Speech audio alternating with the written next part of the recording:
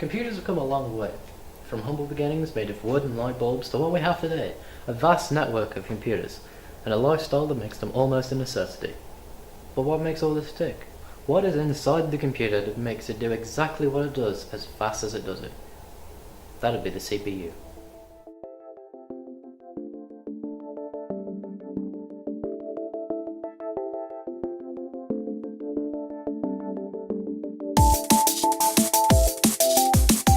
Computers and the CPUs inside them control so much of today's society. They control our cities, our hospitals, and are so integrated with our daily life we carry them around with us wherever we go. But what does the CPU even stand for? CPU stands for Central Processing Unit and is basically the brains of the computer. It's made up of thousands of transistors and its power is measured in megahertz and gigahertz. And it basically figures out binary code. But what is binary code? Well, to figure that out we need to step on a few of the evolutionary stepping stones back in 1822.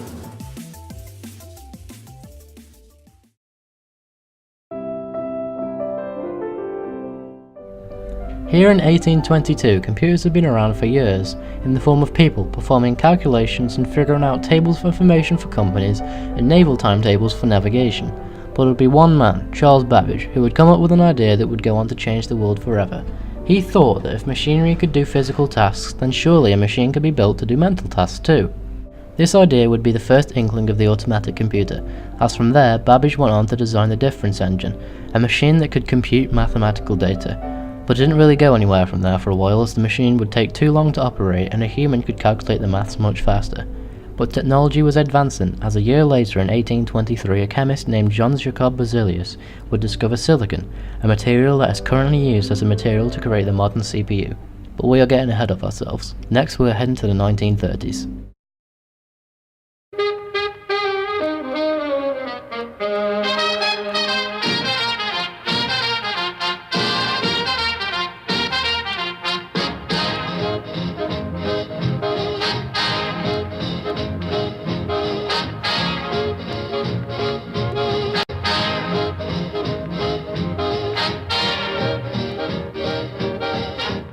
The 30s were a sad time. Following the Wall Street crash of 1929, the largest stock market crash in American history, the decade was consumed by economic downfall, that we now call the Great Depression. We also saw the rise of the Third Reich led by Adolf Hitler, which culminated with the start of World War II in 1939. But it wasn't all doom and gloom. There were many new technologies in the 1930s, including the first colour cartoon, the first all-colour, all-talking widescreen movie, airmail across the Atlantic Ocean, radar, scotch tape, nuclear fission, the Volkswagen Beetle, the chocolate chip cookie, the frying pan, wideband radio and the bass guitar. But we will be focused on one in particular. Enter Konrad Zuse. Konrad Zuse was the person who officially made the first automatic computer. He was working at some calculations at an engineering factory that he worked at, and was tired of crunching numbers all day, so he thought that he could make a machine to do these calculations for him. He was so strong-willed and confident about his idea that he quit his job and moved in with his parents again in order to build it. He realised that when doing calculations, humans used a series of 10 simple numbers in different configurations, so how could this be simplified? This was the conception of binary code. Binary code is a series of ones and zeros that when in different formations can mean different things. This way of thinking was so revolutionary at the time that we still use this today. You may have even heard of it before in the show Futurama. It's a running gag, and that's what the CPU does. It figures out or processes binary code. With his new idea, Konrad Zuse continued to create the Z1, first automatic computer. After that he continued to make 3 more computers, the Z2, the Z3 and the Z4. That's it for the 1930s now for the 1940s.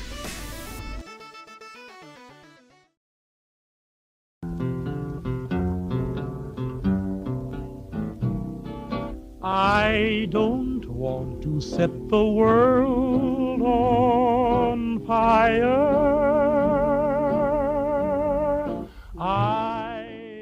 World War II took up most of this decade, ending halfway through it in 1945, including events such as Germany's attacks on the Soviet Union, the Soviet Union invading Poland, Finland and Latvia, the Normandy landings, Pearl Harbor, the Holocaust, the atomic bombings of Hiroshima and Nagasaki. But there are also a lot of technology and science advancements.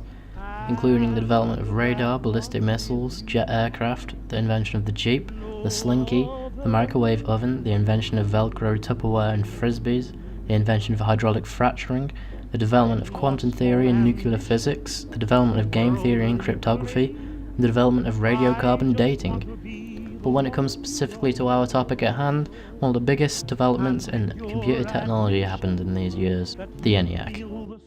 The only real use for computers at the time was in the war effort, to help combat the German forces by working out calculations like trajectories for mortars and cannons. And there just wasn't anybody using computers for anything else. So what was the ENIAC? Well, the ENIAC, or Electronic Numerical Integrated Computer, was the first electronic general-purpose computer. It was digital, and it was one of the first computers capable of being reprogrammed to solve a large class of numerical problems. But what does it look like, you might ask? Well, here it is. Yep, it took up an entire room. A big one at that. ENIAC contains 17,468 vacuum tubes, 7,200 crystal diodes, 1,500 relays, 70,000 resistors, 10,000 capacitors, around 5 million hand-soldered joints. It weighed 30 tons, it took up 1,800 square feet, and consumed 150 kilowatts of power. But even with all this technological prowess and innovation, it was still hampered by the technology of the time. Several of the radio tubes would burn out almost every day, leaving it non-functional about half the time. Also, even though it was designed to do so, it took so long to run a different program. In order to reprogram it, you would have to rewire the entire machine. That's crazy when you compare it to today.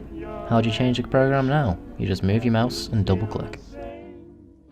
We're still very far away from that though, as the personal computer is not even something people want. The ENIAC was again only designed to calculate artillery firing tables for the United States Army's Ballistic Research Laboratory.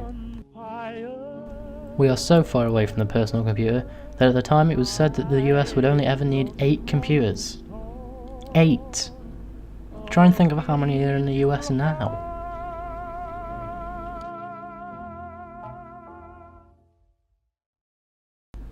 We're done with the 40s now it's time for the 50s.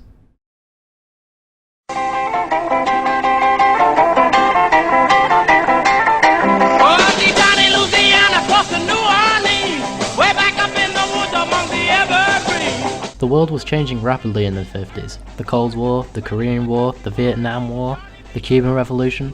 The sound of rock and roll was changing with Elvis Presley and Chuck Berry. But even more prominent than that, technology was changing, with the Soviets surprising the world by launching in 1957 a 184-pound satellite named Sputnik 1, which began the space race 4 months later as the United States launched a smaller satellite to orbit the Earth. This happened in 1957, however, and we're not there yet. We're starting in 1951. J. Presper Eckert and John Mauchly were the ones who built the ENIAC at the University of Pennsylvania's Moore School of Electrical Engineering. However, a 1946 patent rights dispute with the university led Eckert and Mauchly to depart the Moore School to form the Electronic Computer Company, later named the Eckert-Mauchly Computer Corporation, based in Philadelphia. That company first built a computer called the BINAC, the Binary Automatic Computer, for Northrop Aviation, which was barely used at all, or perhaps at all. Afterwards began the development of the UNIVAC, which stands for the Universal Automatic Computer.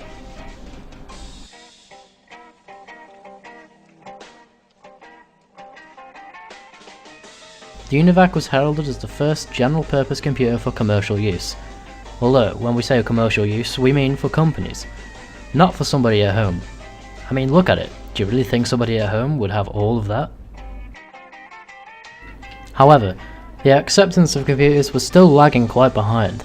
People were still afraid that there was going to be an electronic brain that would take over the world. And then in 1951 an event happened that made people really afraid. The most famous UNIVAC product was the UNIVAC 1 mainframe computer, which became known for predicting the outcome of the US presidential election the following year. This incident is particularly infamous because the computer predicted an Eisenhower landslide when traditional pollsters all called it for Stevenson. The numbers were so skewed that CBS's news boss in New York, Mickelson, decided the computer was in error and refused to show the prediction to be read. Instead, they showed some staged theatrics that suggested the computer was not responsive and announced it